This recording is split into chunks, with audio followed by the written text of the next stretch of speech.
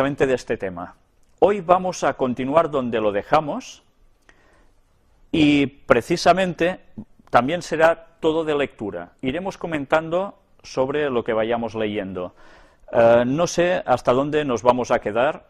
La verdad es que he estado repasando todo lo que aún hay para salir en las conferencias y va a dar para más de una conferencia seguro aún. Lo curioso es que iremos leyendo citas que nos hablan de los personajes antediluvianos, pero también volveremos después a hablar sobre Adán y Eva. Porque, ¿qué tiene que ver una cosa con la otra? Bueno, si no entendemos que Adán y Eva es un hecho literal, vamos a quedarnos a dos velas sobre el personaje que apareció tantos años después, llamado Jesús. Por eso es interesante que nosotros captemos la profundidad de la realidad y de lo que pasó con Adán y Eva, y esa situación que se creó, para que entendamos qué vino a hacer Jesús en la historia de la humanidad. Por eso no podemos caer en el falso concepto que el catolicismo está transmitiendo, que eran sencillamente historias para que aprendiésemos algo, pero que no eran realidad, eran un mito. Nosotros vamos a ver, una vez más, la importancia de la lección que podemos extraer de esto. Vamos ahora ya a entrar en la materia con la tercera parte sobre los antediluvianos, y vamos a empezar antes con un texto bíblico que se encuentra en 2 de Corintios capítulo 6 y versículo 14, donde diréis, bueno, ¿y esto qué tiene que ver una cosa con la otra? Vamos a verlo. No os unáis en yugo desigual con los incrédulos, porque ¿qué compañerismo tiene la justicia con la injusticia? ¿Y qué comunión la luz con las tinieblas? Estas palabras del apóstol Pablo nos están refiriendo de que el pueblo de Dios tiene que ser un pueblo especial, apartado. Esto no quiere decir que vivan ermitaños, pero sí que el contacto con los incrédulos tiene que llegar hasta un cierto punto. Porque si hay una unión, un yugo, sea en matrimonio, sea en comercio, esto va a implicar problemas para el creyente con toda probabilidad. Entonces, la luz y las tinieblas no están juntas, no puede haber comunión entre ellas. O se está con Dios o no se está. Entonces, esto, ¿por qué os lo he puesto aquí? Sencillamente, con esto quiero recordaros un poco ya lo que vimos anteriormente, cómo el pueblo de Dios antediluviano iba muy bien, los descendientes de Set, hasta que empezaron a vincularse con los otros descendientes de sus hermanos de Set, los de Caín y demás. Y a partir de allí se mezcló el pueblo de Dios con sus auténticas creencias con lo que hacían los demás, que era todo lo contrario. Y entonces esto fue la causa de que el mundo fuera de mal en peor. En vez de mejorar los malos hacia lo bueno, los buenos fueron hacia lo malo. Y solo quedó un pequeño residuo, un remanente de todo ese gran pueblo de antaño, que fueron los que finalmente predican el diluvio, y unos pocos de ellos que aún no mueren entran en el arca y se escapan. Pues bien, de esto nosotros podemos extraer aún lecciones, porque como era en antaño, va siendo ahora y lo será aún más después.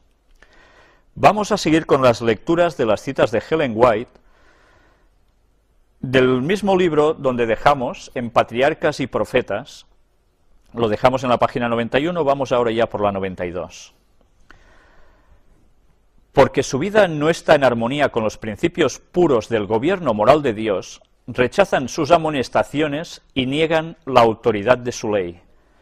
Solamente 8 almas de la enorme población antediluviana creyeron y obedecieron la palabra que Dios les habló por labios de Noé. Se especula cuántas personas habían en ese mundo antediluviano. No sabemos cifras exactas, pero las palabras de Ellen White son claras. Enorme población antediluviana. Eran muchos los habitantes del mundo antiguo. Los cálculos, como dijimos ya la otra vez, aproximadamente parece ser que podían ser la población actual o quizás hasta un poco más. Pero toda esta gente, como hemos leído al principio, rechazaba el seguir la autoridad de la ley divina. Durante 120 años, el predicador de la justicia amonestó al mundo acerca de la destrucción que se aproximaba, pero su mensaje fue desechado y despreciado. Lo mismo sucederá ahora. Antes de que el legislador, o sea, Cristo, venga a castigar a los desobedientes, exhorta a los transgresores a que se arrepientan y vuelvan a su lealtad, pero para la mayoría estas advertencias serán vanas. Dice el apóstol Pedro: en los postrimeros días vendrán burladores, andando según sus propias concupiscencias, los deseos de placer deshonestos en exceso, además, y diciendo: ¿dónde está la promesa de su advenimiento? Porque desde el día en que los padres durmieron, todas las cosas permanecen así como desde el principio de la creación. Segunda de Pedro 3, 3 y 4. Nos dice que en los tiempos finales habría gente que se reiría de que Jesús volvería, ¿no? Y, si esto ya lo decían nuestros antepasados y mira, aún estamos así. Curiosamente vamos a ver cómo ella también habla de que esto no se refiere solo a la gente que escucha esto por primera vez, sino a gente de la propia Iglesia del pueblo de Dios. ¿No oímos repetir hoy estas mismas palabras no solo por los impíos, sino también por muchos que ocupan los púlpitos en nuestra tierra? No hay motivo de alarma, dicen. Antes de que venga Cristo, se ha de convertir el mundo entero y la justicia de reinar durante 1000 años. Esto es lo que ellos dicen, el milenio. Paz, paz.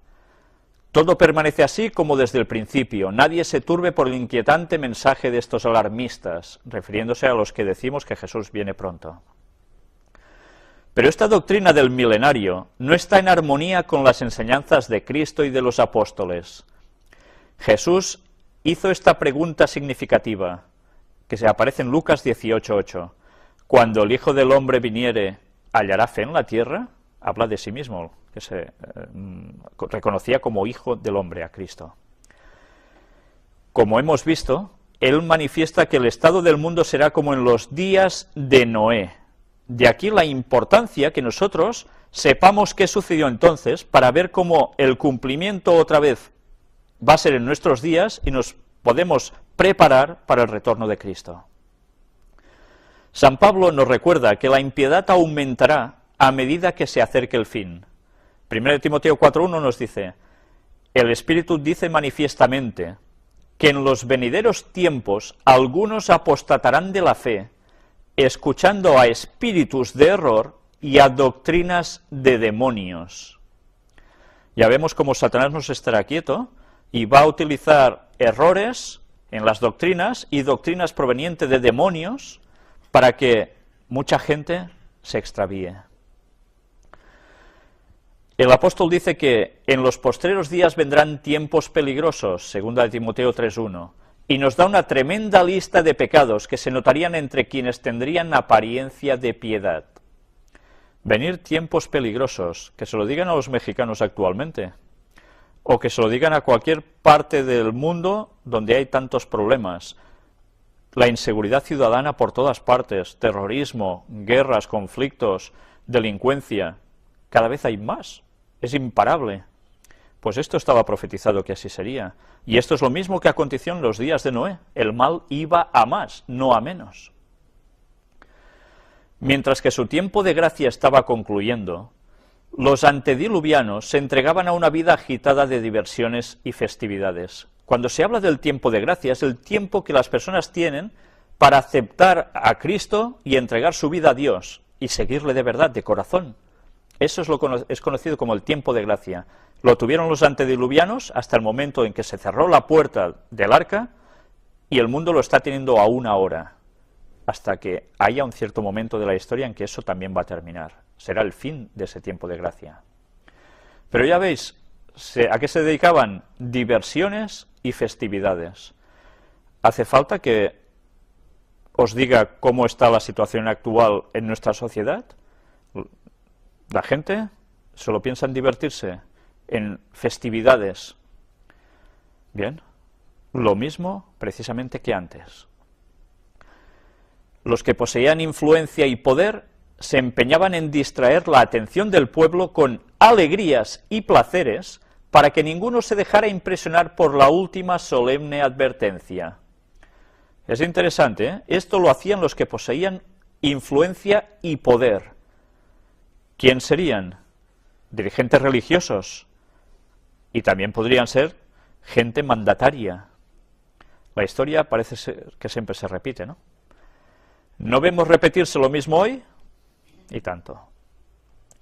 Mientras los siervos de Dios proclaman que el fin de todas las cosas se aproxima, el mundo va en pos de los placeres y las diversiones. Hay constantemente abundancia de excitaciones que causan indiferencia hacia Dios e impiden que la gente sea impresionada por las únicas verdades que podrían salvarla de la destrucción que se avecina. Bien, yo que tengo mucho contacto precisamente con gente joven, puedo constatar que esto es así. Sobre todo la gente necesita excitaciones, pasárselo bien continuamente, placeres, tantos como se puedan. Pues bien, todo esto, ¿qué provoca en las mentes de las personas?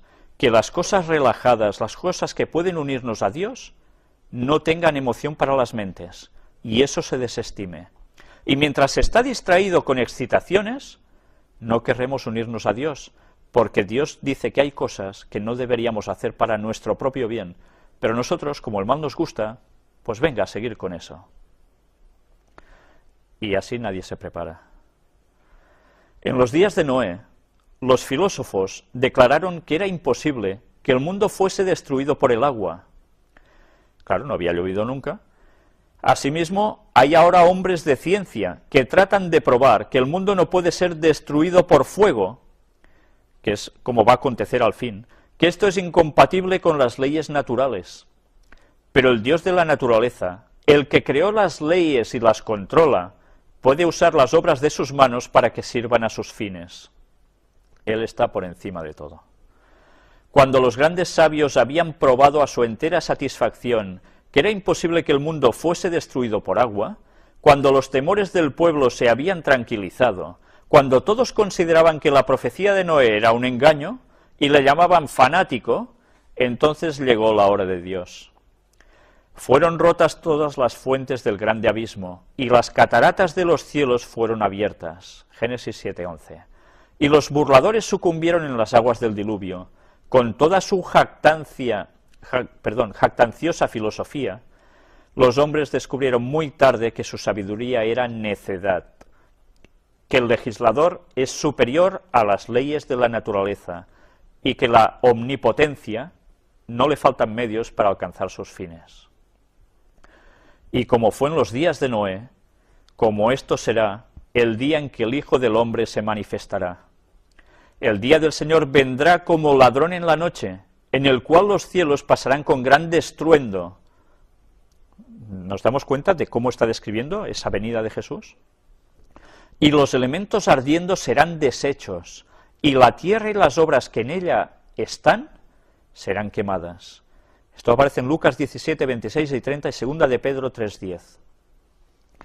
Cuando los razonamientos de la filosofía hayan desterrado el temor a los juicios de Dios, cuando los maestros de la religión nos hablen de largos siglos de paz y prosperidad, y el mundo se dedique por completo a sus negocios y placeres, a plantar y edificar, a fiestas y diversiones, y desechando las amonestaciones de Dios, se burle de sus mensajeros, entonces vendrá sobre ellos destrucción de repente y no escaparán.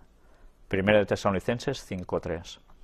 Es interesante cuando nosotros razonamos estas palabras. Hay un momento en la historia que estamos viviendo ahora que es de crisis. Ahora no podemos hablar que se esté edificando continuamente y se esté prosperando. Solo podríamos llegar a hablar de que se intenta aún mantener diversiones y fiestas. La gente que ahora está predicando que Jesús vuelve pronto, debido a las señales, algunos sí que se les ridiculiza, pero ahora el mundo está en un momento de crisis, y ante la crisis, la gente, y si no, probadlo, habladles de estas cosas, y veréis que no todos son burladores, porque ahora, por un momento de tiempo, están receptivos al planteamiento de lo que nosotros les podemos dar como mensaje. Claro que debemos saberlo encarar. Pero curiosamente, cuando estas palabras se escriben, nos están diciendo de que habrá ya negocios en movimiento, se plantará, se edificará. Va a haber un momento en la historia de la humanidad en que habrá un resurgir de los momentos de prosperidad en el mundo. Esto va a acontecer en un cierto momento histórico del futuro. Y esto tiene que ver precisamente con la venida del falso Mesías. Y la gente se va a dedicar a todo esto desmesuradamente. Y ya no se prepararán, porque creerán que ya tendrán esos 1000 años de paz que todas las religiones van enseñando, cristianas, y que son una mentira. Los 1000 años de paz no van a ser aquí en la tierra. Como no se van a preparar, el auténtico Cristo los va a sorprender. Vamos al capítulo 8 de este libro, después del diluvio. Vamos a leer solo hasta el final de esta página, donde nos dice: las aguas, está hablando ya del momento del diluvio, subieron 15 codos sobre las más altas montañas.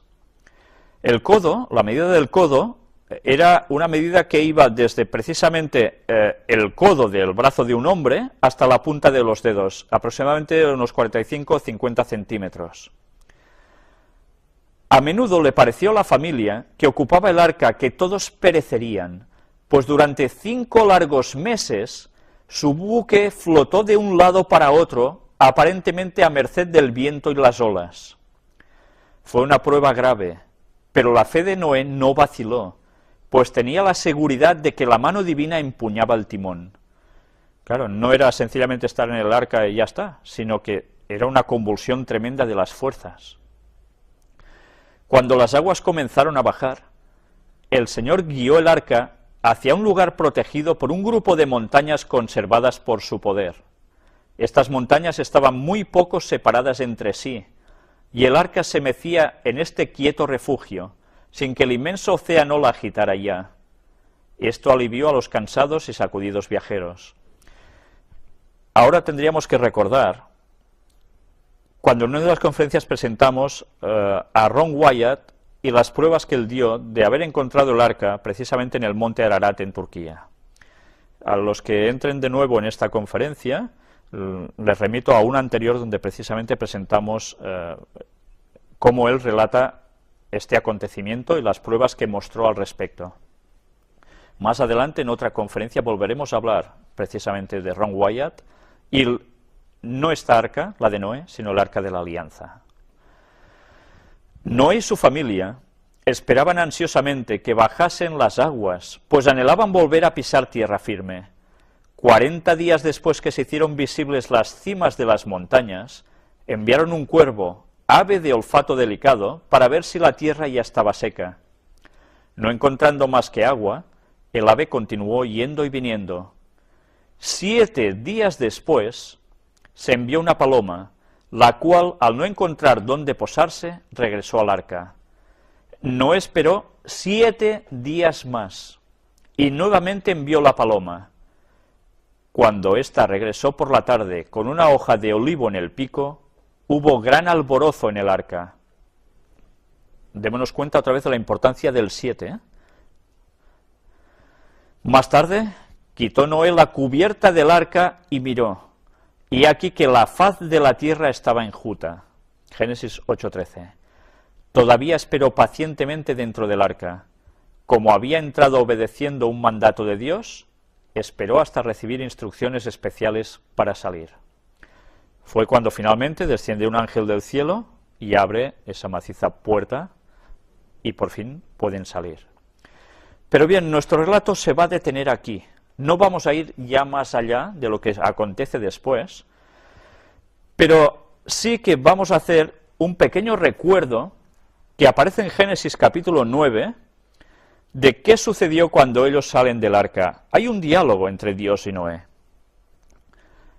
A partir del versículo 8 en adelante nos dice: y habló Dios a Noé y a sus hijos con él diciendo: he aquí que yo establezco mi pacto con vosotros, y con vuestros descendientes después de vosotros, y con todo ser viviente que está con vosotros, aves, animales y toda bestia de la tierra que está con vosotros, desde todos los que salieron del arca hasta todo animal de la tierra.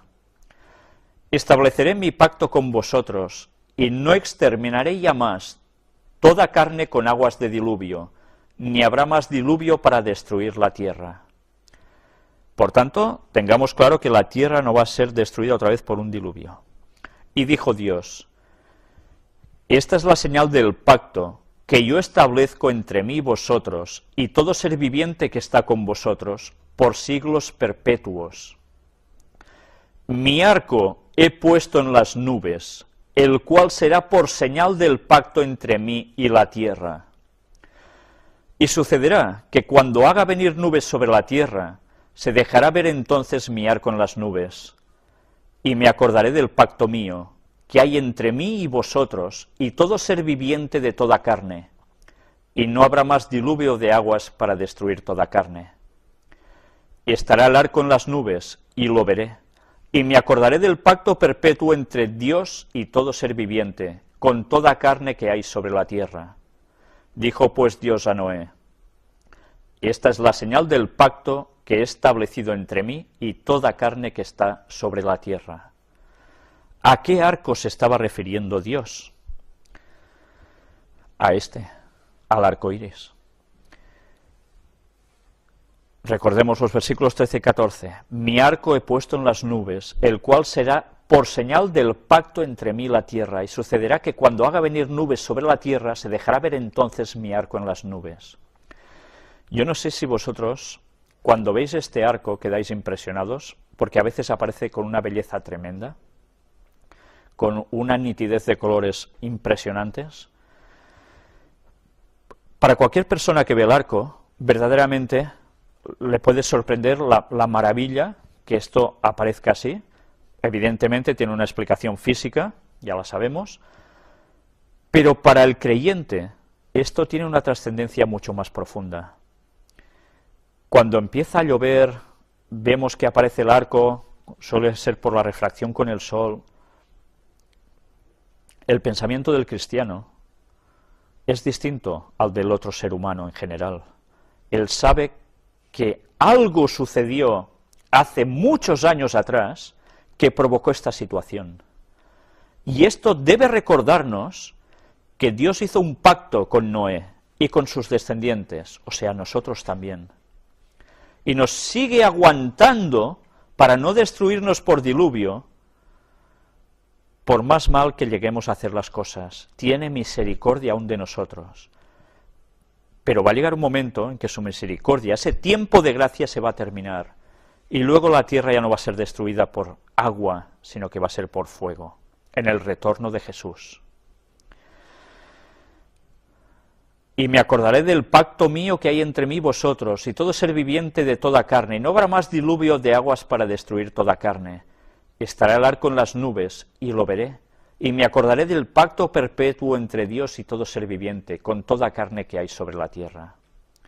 Dios sigue manteniendo su pacto, y cada vez que nosotros vemos esto en el cielo, recordemos este pacto de Dios con el hombre. Y no lo veamos solo como, mira, qué curioso, qué bonito es cómo queda esto.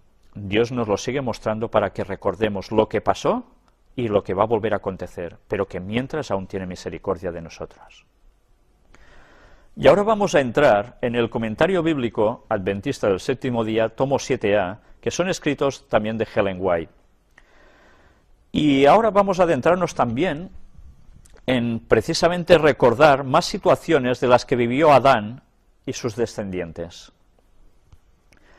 Cuando Adán fue atacado por el tentador en el Edén, no tenía la mancha del pecado. Estaba en todo el vigor de su perfección ante Dios. Todos los órganos y facultades de su ser estaban desarrollados por igual y equilibrados armoniosamente. O sea, sé que era perfecto en todo. Su cuerpo, su mente, no había entrado el pecado en él. No se había deteriorado para nada. Por eso, pensemos, si estando así llegó a pecar, ¿qué pasó después con Cristo cuando vino para poder redimir al hombre de la transgresión que Adán causó? ¿Vino en esas mismas condiciones que Adán, distinto? ¿Qué importancia tiene todo eso para nosotros? Ya lo iremos viendo. Cristo ocupó el lugar de Adán en el desierto de la tentación para soportar la prueba en que éste fracasó. Entonces Cristo venció en lugar del pecador 4000 años después de que Adán dio la espalda a la luz de su hogar. La familia humana, separada de la presencia de Dios, se había apartado más y más, generación tras generación, de la pureza original, de la sabiduría y el conocimiento que Adán poseía en el Edén. Cristo llevó los pecados y las debilidades de la raza humana en la condición en que ésta se encontraba cuando Él vino a la tierra para socorrer al hombre.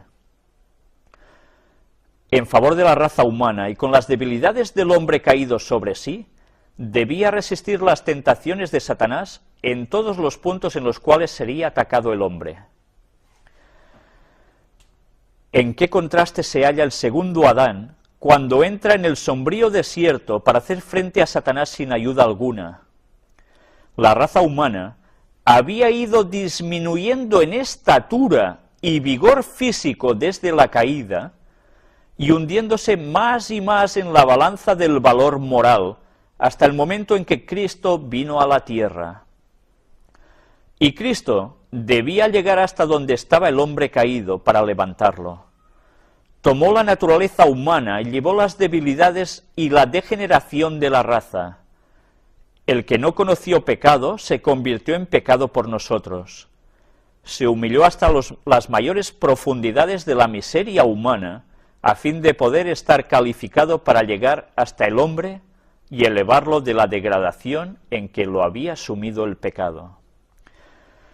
Si aquí nos damos cuenta, vemos como la raza humana, con el paso de las generaciones, había ido disminuyendo en estatura, en potencia intelectual, en capacidades, y esa es la naturaleza que Cristo coge humanamente. No viene como Adán, de una estatura impresionante, ni con una perfección absoluta en todo, viene como un hombre de su época, y con ese deterioro de la carga del pecado que llevaba en su cuerpo por generaciones, él asume eso mismo. No parte como Adán en este sentido, sino que parte aún en peor condición. Y en cambio, gracias a su no pecar, salva lo que Adán llegó a perder en el Edén. El Señor creó al hombre del polvo de la tierra, hizo de Adán un participante de la vida y naturaleza de Dios, fue alentado en él el aliento del Todopoderoso y se convirtió en un alma viviente. Adán era perfecto en su forma, fuerte, bien parecido, puro, llevaba la imagen de su Hacedor. Aquí hay detalles muy importantes. El hombre fue hecho del polvo de la tierra, del barro, nos habla el texto, de una arcilla rojiza, y que, no sé si lo comenté alguna vez aquí, curiosamente cuando nosotros tenemos desgarres musculares, por lesiones de entreno o cualquier circunstancia, cuando nos aplicamos ese barro rojizo, fresco, sobre la zona afectada, nos lo envolvemos con un trapo típico de las sábanas de antes, y descansamos con él, y eso lo hacemos varias veces, después nos limpiamos, evidentemente, regeneramos nuestros tejidos de un modo impresionante, mucho mejor que con pomaditas y cualquier otra cosa. ¿A qué se debe eso? Pues que nosotros tenemos los mismos componentes que el barro rojizo.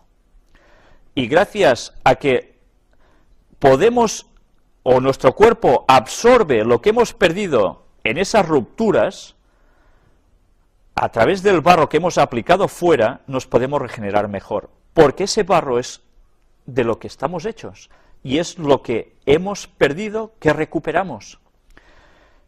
Sabéis que yo me dedico precisamente al tema de la musculación, ayudando a enseñar a personas a entrenar, a cuidarse, y siempre que les he dicho esto les ha asombrado, y cuando lo han probado han visto que verdaderamente funciona, y por eso os lo quiero transmitir aquí también, si alguno de vosotros tiene alguna lesión de estos tipos, para que lo ponga en práctica y se dé cuenta cómo verdaderamente funciona.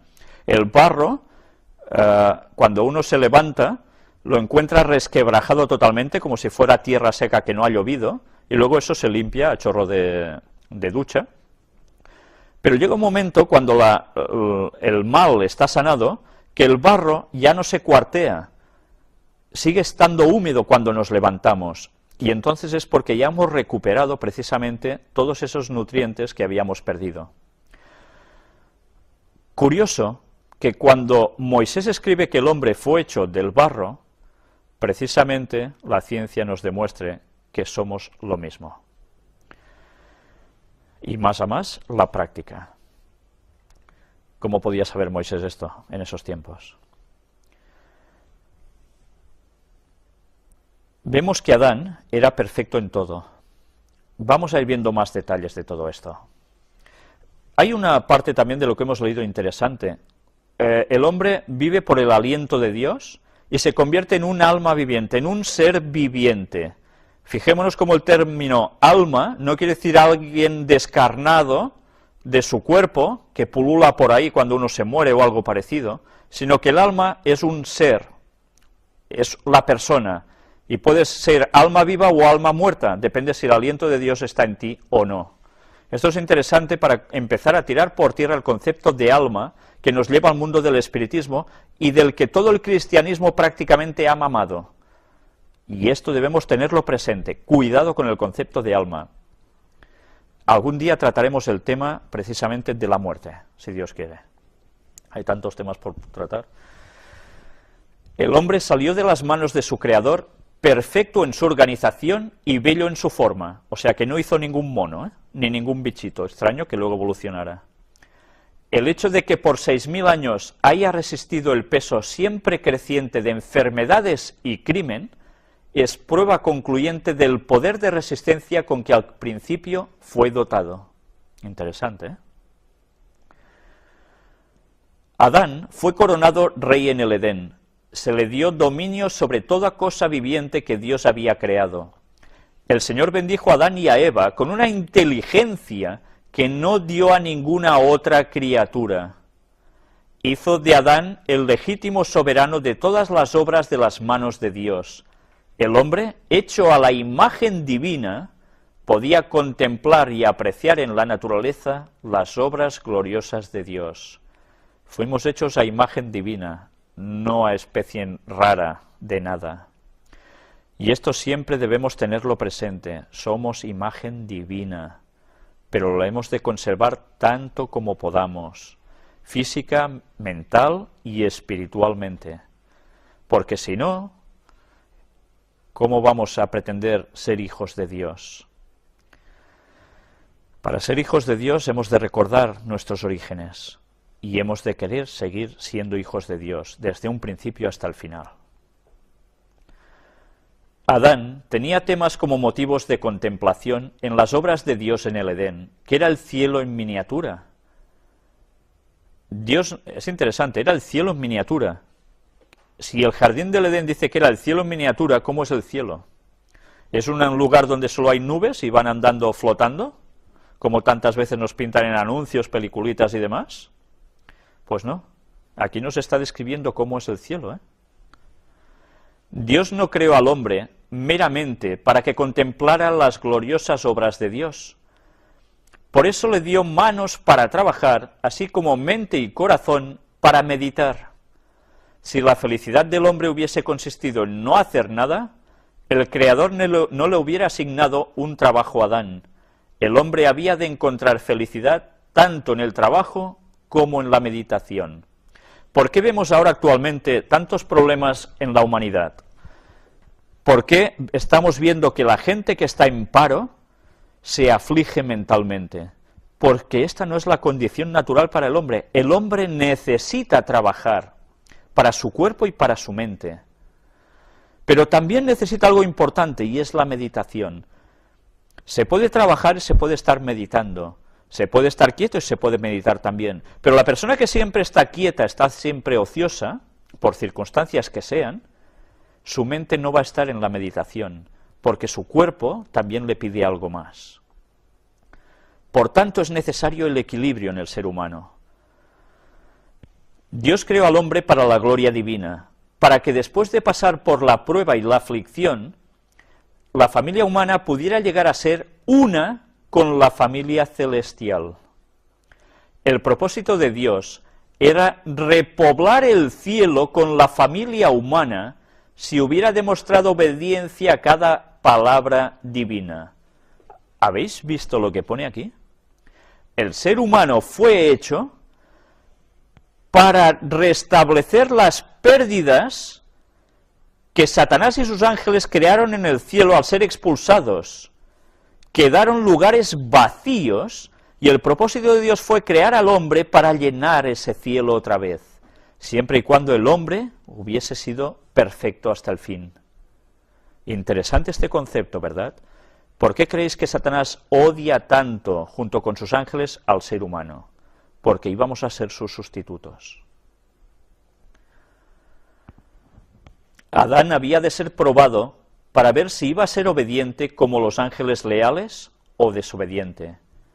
Si hubiese soportado la prueba, hubiera instruido a sus hijos tan solamente en un sendero de lealtad. Su mente y sus pensamientos habrían sido como la mente y los pensamientos de Dios. Habría sido enseñado por Dios como su labranza y edificio.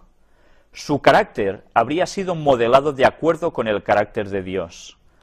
¿Y qué lejos está nuestro carácter actualmente del de Dios? Todo por la transgresión. Y estad atentos a lo que vais a leer ahora también. Cristo nunca plantó las semillas de muerte en el organismo. Satanás plantó esas semillas cuando tentó a Adán para que comiera del árbol del conocimiento, lo que significó desobediencia a Dios. O sea que las semillas de muerte en el organismo provienen de Satanás, no provienen de Dios. Cuando Dios les dice que moriría el ser humano por transgredir, es porque sabe que Satanás automáticamente podría poner esto en el ser humano. Y todos morimos por habernos separados de Dios.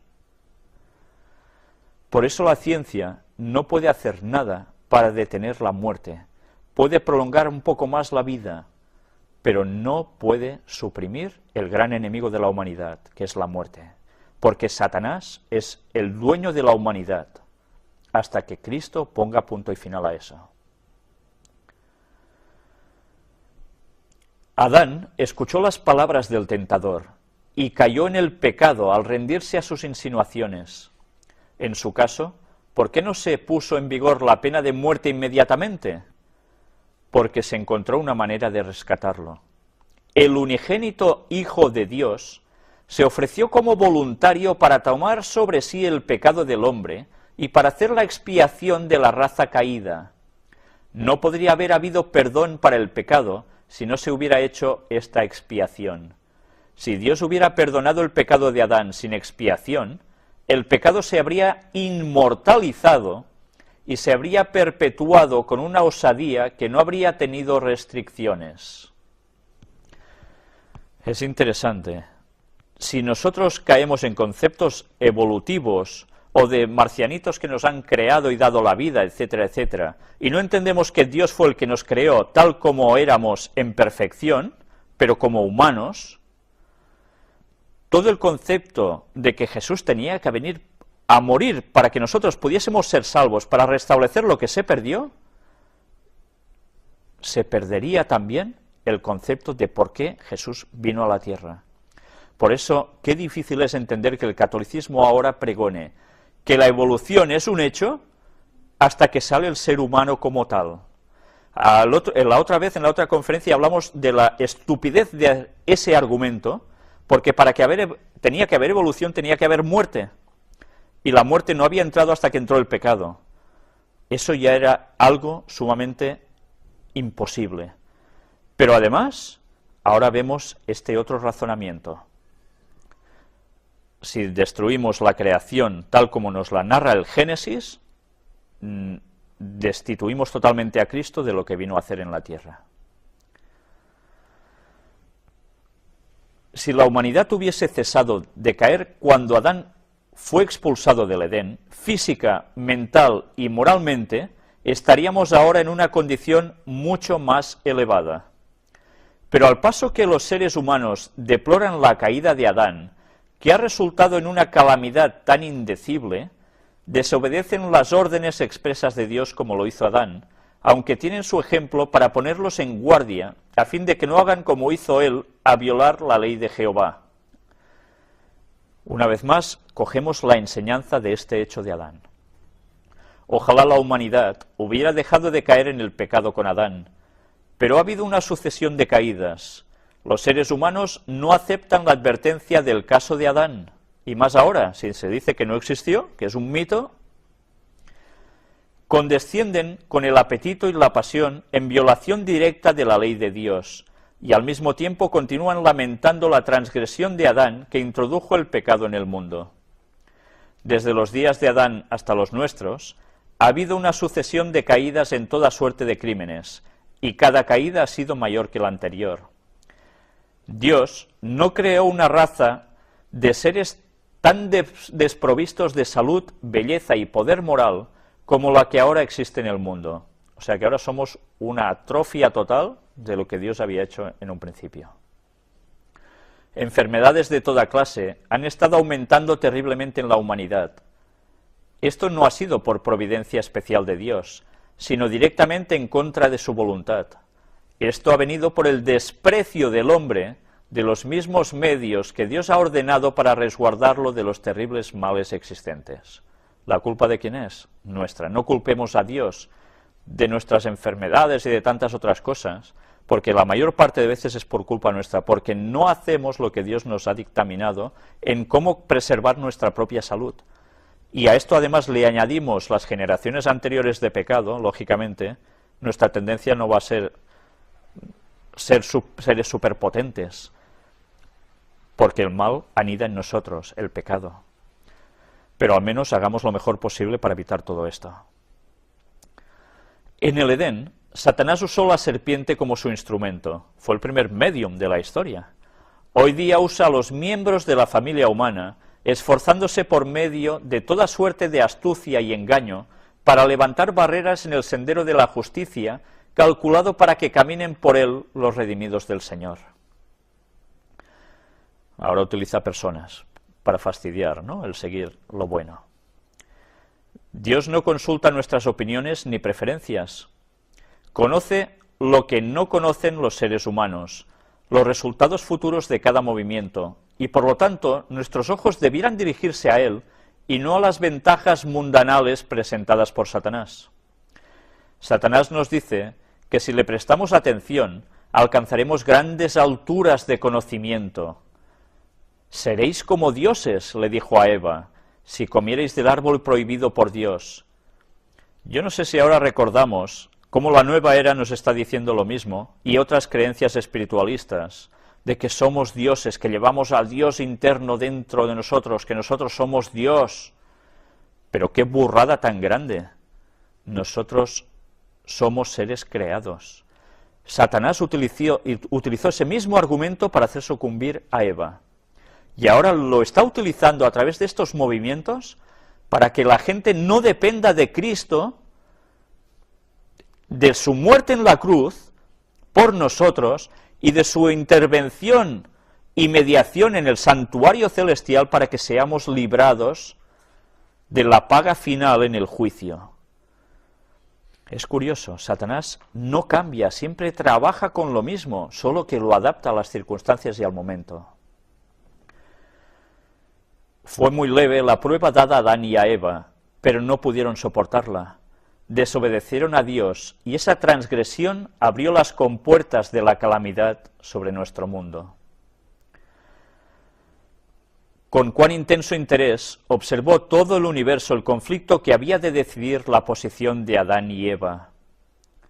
Cuán atentamente escucharon los ángeles las palabras de Satanás, el originador del pecado, cuando colocó sus propias ideas por encima de las órdenes de Dios y procuró dejar sin efecto la ley de Dios por medio de su razonamiento engañoso. Cuán ansiosamente esperaron para ver si la santa pareja sería engañada por el tentador y se rendiría a sus artificios. Se preguntaban a sí mismos, ¿transferirá la santa pareja su fe y amor del Padre y el Hijo a Satanás? ¿Aceptarán sus falsedades como verdad? Sabían que podrían refrenarse de tomar el fruto, obedeciendo el mandato positivo de Dios, o podrían violar la orden expresa de su Creador. Les fue dada la prueba más suave que podía darse, pues no había necesidad de que comieran del árbol prohibido. Todo lo que necesitaban había sido provisto, pero ya se encargó Satanás de presentarlo de un modo tan atrayente, ¿eh? Ser como Dios, conociendo el bien y el mal. En verdad, conocer el mal, porque el bien ya pasaba a ser historia. Si Adán y Eva nunca hubiesen tocado el árbol prohibido, el Señor les hubiera impartido conocimiento, un conocimiento sobre el cual no descansaba la maldición del pecado, que les habría proporcionado gozo eterno. El único conocimiento que ganaron con su desobediencia fue un conocimiento del pecado y sus resultados. ¿En qué consistió el vigor del asalto contra Adán que causó su caída? No fue el pecado inherente, pues Dios hizo a Adán conforme al carácter divino, puro y recto. No había principios corruptos en el primer Adán, ni propensiones corruptas o tendencias al mal. Adán era tan impecable como los ángeles que están delante del trono de Dios. Esas cosas son inexplicables, pero muchas cosas que ahora no podemos entender serán aclaradas cuando veamos cómo ahora somos vistos y conozcamos cómo somos conocidos. Hay cosas que difícilmente podremos llegar a comprender y explicar ahora, pero llegará un momento, cuando Cristo haya vuelto, que nosotros sí vamos a entender. Siglo tras siglo, la curiosidad de los hombres los ha inducido a buscar el árbol del conocimiento, y con frecuencia piensan que están arrancando el fruto más importante cuando, a semejanza de las indagaciones de Salomón, encuentran que todo es vanidad y nada en comparación con la ciencia de la verdadera santidad que les abrirá las puertas de la ciudad de Dios. Pero Satanás siempre trabaja con lo oculto. Sí, busca en ti mismo y encontrarás la verdad.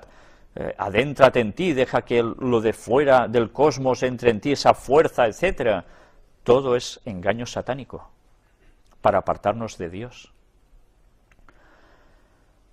La ambición humana ha ido en procura de la clase de conocimiento que le proporcione gloria, exaltación propia y supremacía.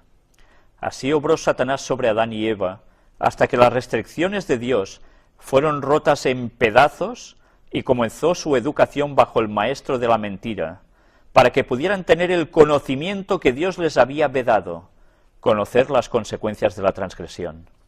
Y así es como Satanás va instruyendo a los seres que han caído, humanos, en todas esas doctrinas y falsas creencias que pasaron a formar parte de todo el pueblo humano que no seguía los designios de Dios, como seguían los descendientes de Set.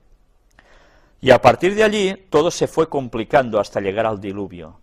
Y a partir de allí, después del diluvio, avanzamos hasta nuestra historia, con una vez más la repetición prácticamente calcada de los acontecimientos anteriores al diluvio, y de los cuales iremos viendo muchos más detalles que nos van a sorprender muchísimo, para que veamos qué extraordinario paralelismo con la actualidad. Adán se rindió a la tentación, y como tenemos tan claramente delante de nosotros el asunto del pecado y sus consecuencias, podemos leer de causa a efecto y ver que no es la magnitud del acto lo que constituye el pecado, sino la desobediencia a la voluntad expresada de Dios, lo que es una negación virtual de Dios, un rechazo de las leyes de su gobierno. La caída de nuestros primeros padres rompió la cadena áurea de la obediencia implícita de la voluntad humana a la divina. La obediencia ya no ha sido más considerada como una necesidad absoluta. Los seres humanos siguen sus propios pensamientos, de los cuales dijo el Señor, refiriéndose a los habitantes del mundo antiguo, que eran de continuo solo el mal. Y eso pasó antes del diluvio, sigue pasando y pasará aún más.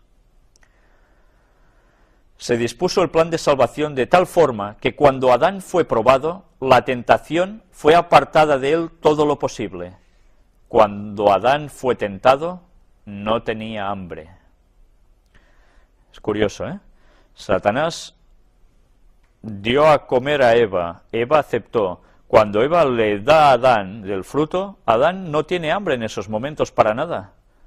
Pero en cambio, él sucumbe. Incluso más fácil lo tenía para rechazar.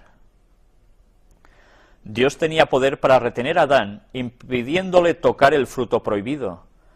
Pero si lo hubiese hecho, Satanás hubiera tenido un asidero para acusar de arbitrario el gobierno de Dios. El hombre no hubiera sido un ser moral libre, sino una mera máquina, un autómata programado.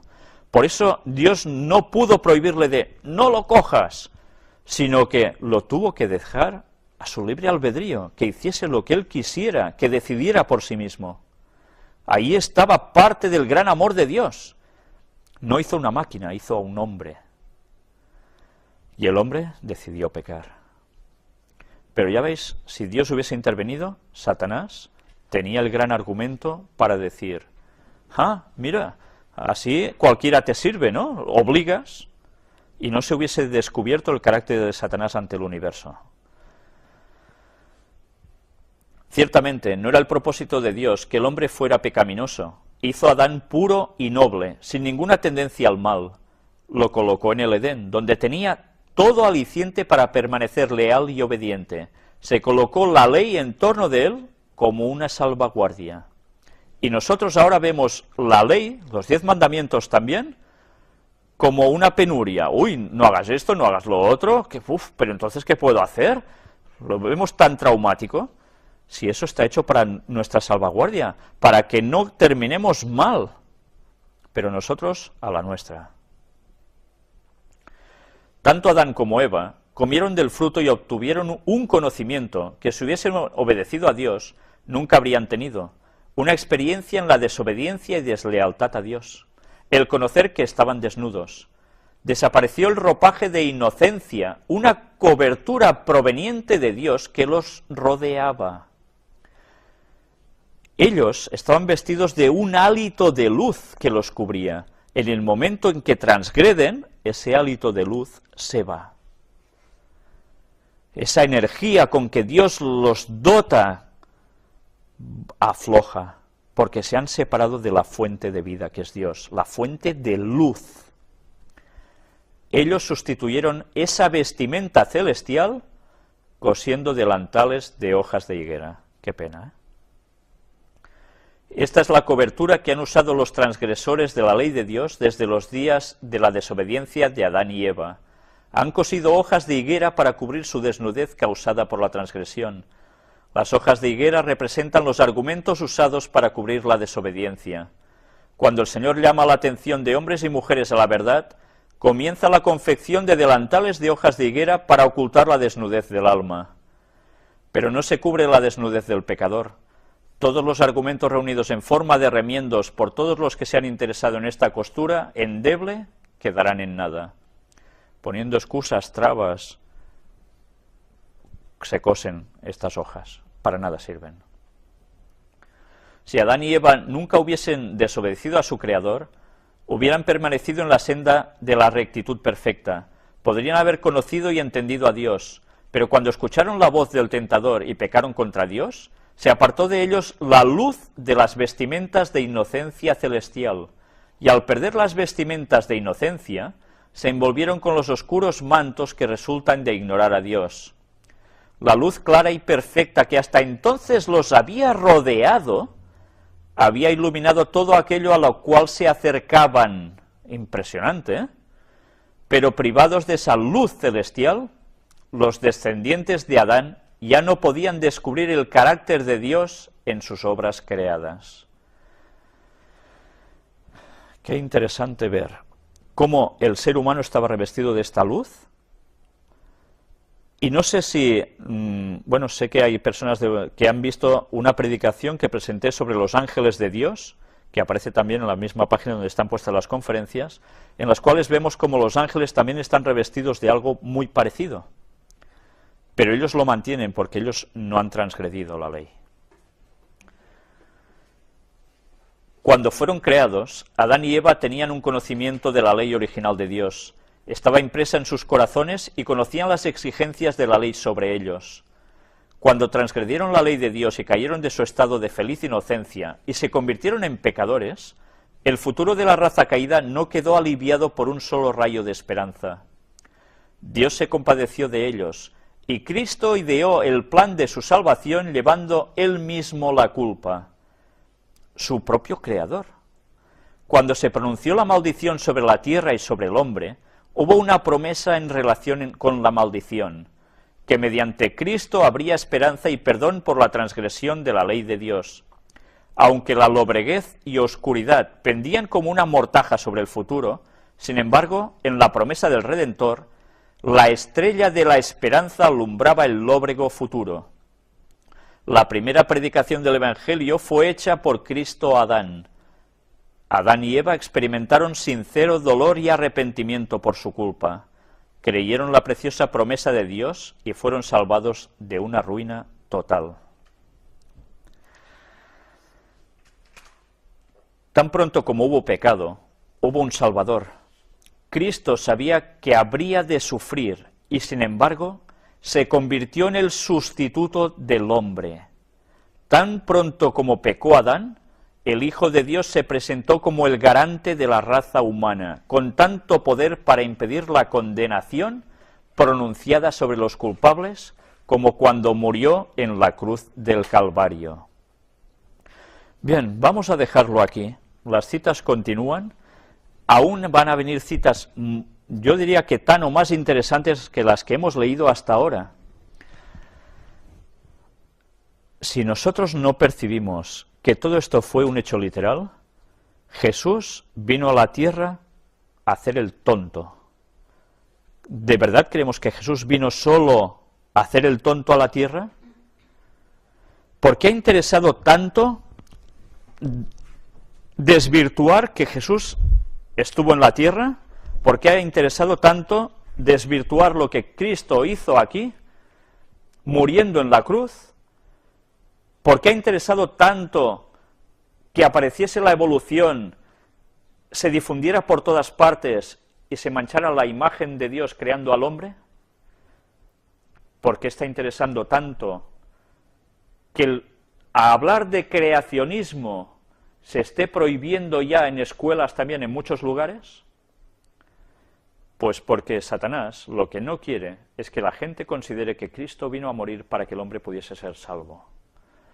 Jesús no vino solo a enseñar como un gran maestro, ser el mejor maestro de toda la historia. Jesús vino a salvar al hombre, y para eso era necesario su muerte en la cruz. Si nosotros tiramos por tierra todo lo que pasó en la creación, nosotros estamos perdidos, porque no entenderemos lo que Cristo ha hecho por nosotros, y va a evitar que nos acerquemos a Dios buscándolo de corazón y con arrepentimiento. Y no podremos prepararnos para esperar su segunda venida. Y no podemos esperar ser salvos de la destrucción que viene sobre la tierra. No sabemos si nosotros vamos a morir antes de que Cristo vuelva o no. Pero a nosotros lo que más nos importa es ser salvos por la eternidad y volver a ser como era originalmente el hombre en su creación.